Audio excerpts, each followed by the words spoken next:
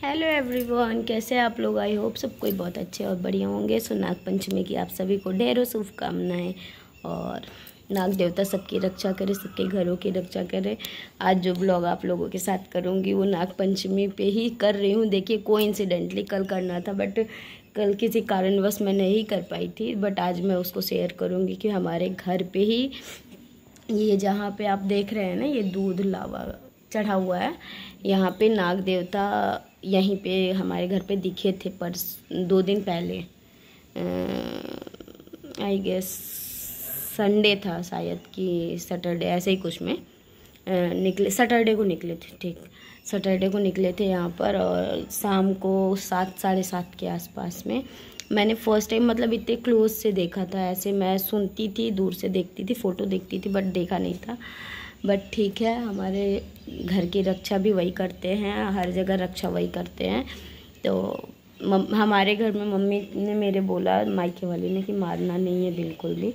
तो मारने के लिए तो खैर हमने अलाउ भी नहीं किया था, क्योंकि जो 2 अंकल लोग आए थे उनको भी हमने मना किया था कि मारना नहीं है।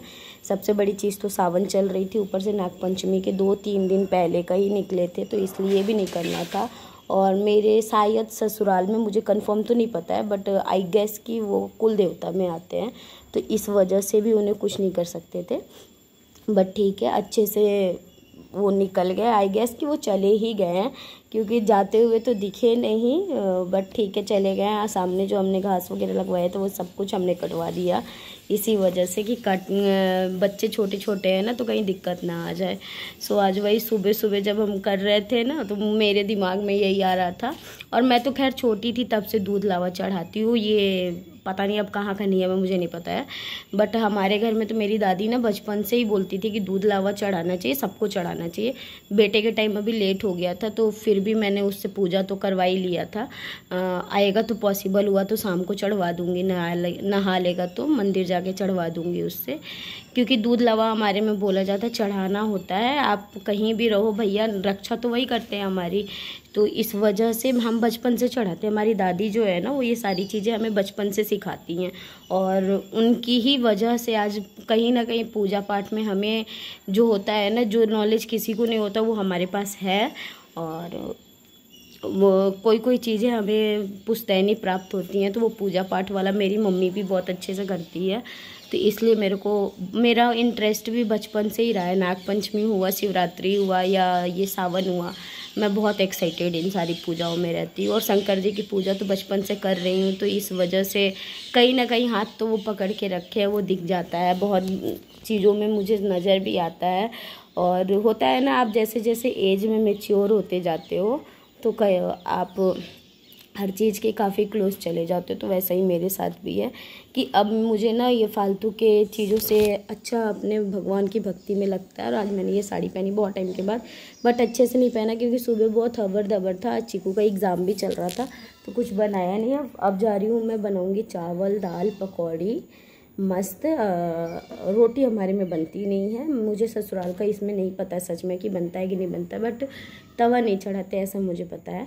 तो तवा हम चढ़ाएंगे नहीं, तो चावल दाल पकौड़ी और मस्त सी चटनी वगैरह बनाएंगे। वैसे भी सावन में हमने लहसुन प्याज छोड़ दिया है, मैं नहीं खाती, और मेरी वजह से कोई नहीं खा रहा है, तो कभी ना कभी मुझे डांट भी पड़ जा रही है। बट मैं नेक्स्ट ईयर यही कोशिश करूँगी, भाई जिन्हें खाना है वो खा लो, मैं नहीं खाऊँगी, ऐसा वाला है। मन होता है क्योंकि आप सडनली कोई चीज़ छोड़ोगे ना तो आपको बहुत मन होगा, बट ठीक है, कभी कभी कुछ चीज़ें त्याग करनी चाहिए, तभी समझ में आता है कि त्याग का भी कोई फल आता है। और ये पूजा करते टाइम लाइट कट गई थी और अंदर मंदिर में मैं फ़ैन ऑन की नहीं थी, तो पूरा पसीने से ऐसा हो गया है। बट ठीक है, अच्छी लग रही हूँ। सो बस आज यही है। अब जा रही हूँ, खाना बनाऊँगी, फटाफट से खाने का काम लगा देती हूँ, क्योंकि बेटा भी केवल ब्रेड जैम खा के गया है। दूध उसे दिया नहीं मैंने, जब तक चढ़ाएंगे नहीं तब तक देंगे नहीं, तो दूध नहीं दिया उसे।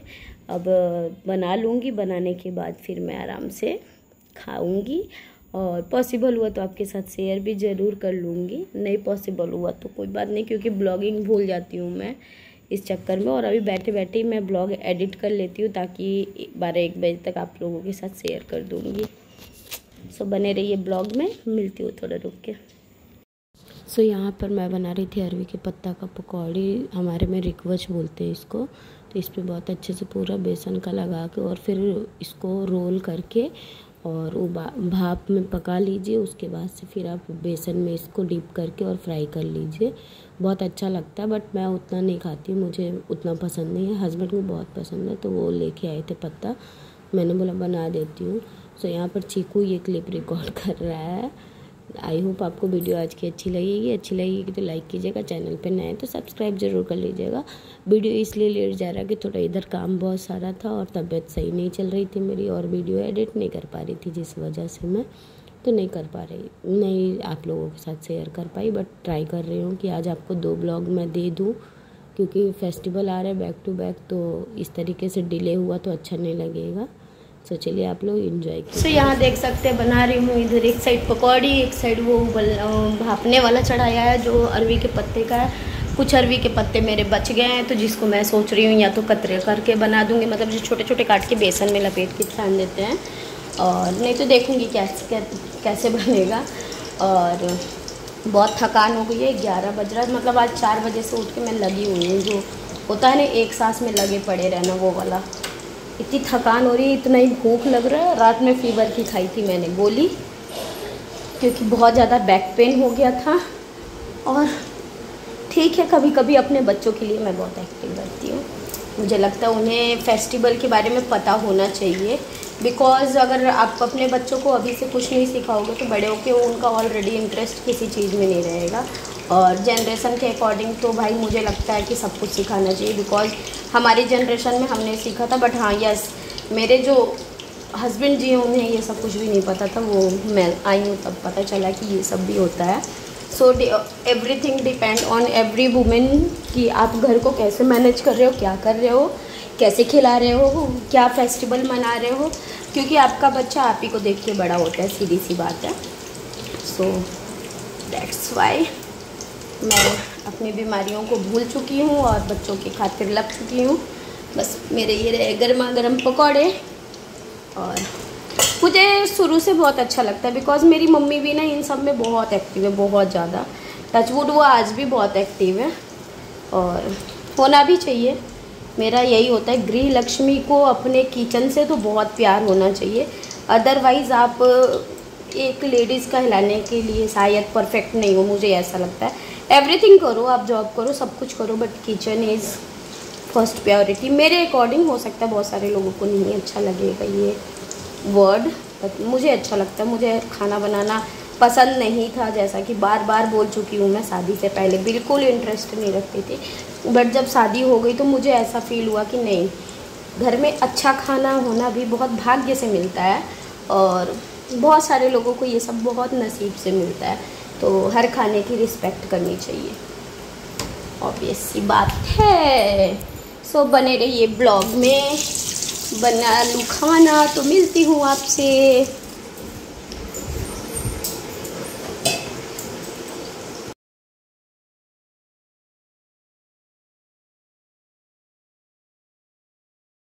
ना सुबह से ना झाड़ू पोछा वगैरह सब कुछ किया था। सो आंटी को मैंने बोला कि आप सेकंड टाइम में आना तो आप कर लेना झाड़ू पोछा, बिकॉज जब इस समय मैंने कर लिया तो दोबारा फालतू का अभी करवा के कोई तो मुझे नहीं लगता है कि सेंस बनता है वैसा।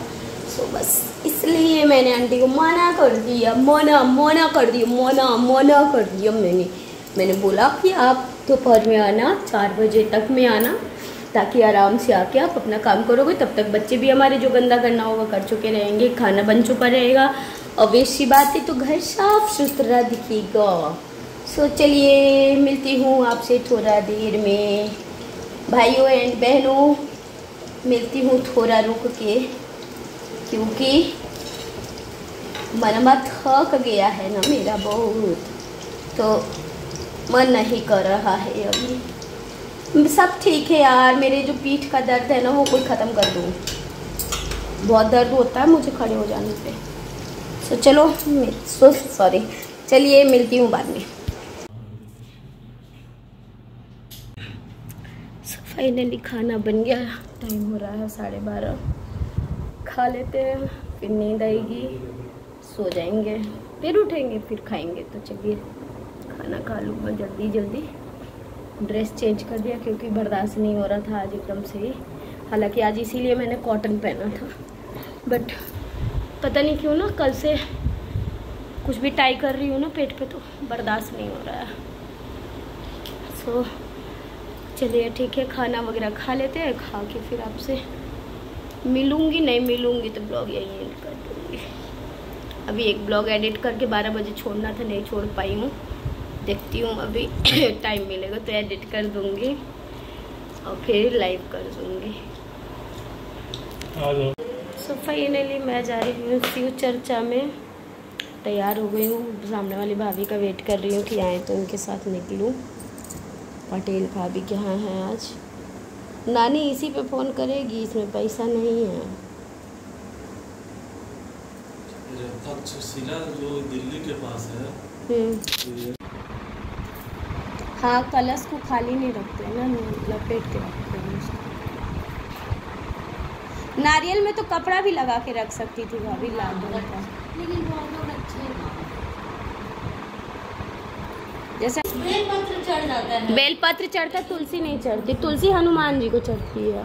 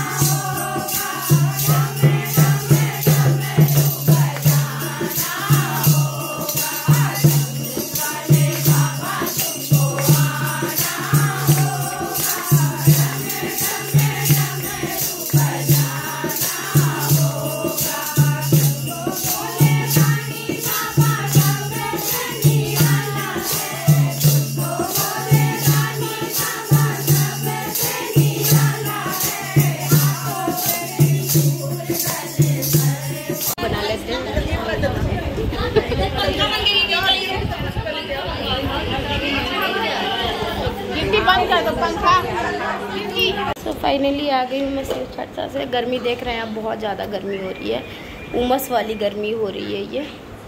आ गई शिव चर्चा से, बहुत अच्छा लगा। पहली बार मैं शिव चर्चा में शामिल हुई थी, फर्स्ट टाइम, लेकिन बहुत अच्छा लगा सच में। मतलब मन को सुकून जो होता है वो सुकून मिला है कहीं ना कहीं। और ये बाबा सावन का टाइम है, सब पे अपनी कृपा बना के रखें। सो बस आज का ब्लॉग ऐसा ही था मेरा, सुबह से इधर उधर। और ये रेड कलर की आज साड़ी का थीम था तो रेड साड़ी पहनी हुई है। सो चलिए मिलती हूँ थोड़ा रुक के।